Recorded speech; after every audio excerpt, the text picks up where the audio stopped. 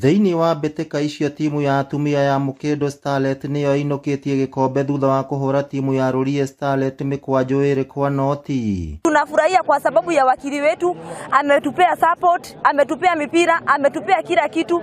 Tunaomba hata tukiendelea hivyo tucheze hata huko kwa county.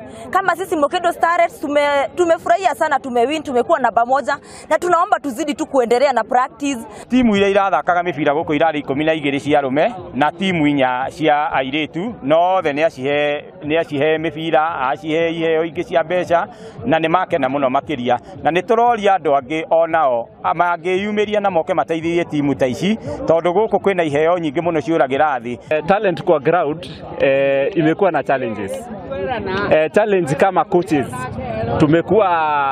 tumequalify for FKF last season, but sasa kunakuwa na shida za transportation, registration na ina need sponsorship.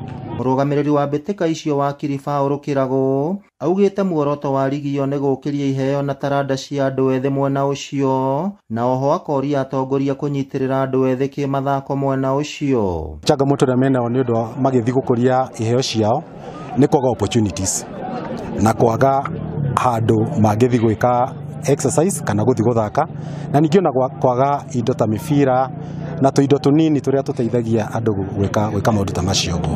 Nĩ marenda guteithio o hanini na ti undu munene no kumahe boost na ningĩ kumahe moral na ukakumangetia kumanyitirira nigetha mahote gukuria talents na ningĩ kuu mbere mwena wa county mwena wa national nigetha mone opportunities cia gũthiĩ na mbere gukuria talent ciao.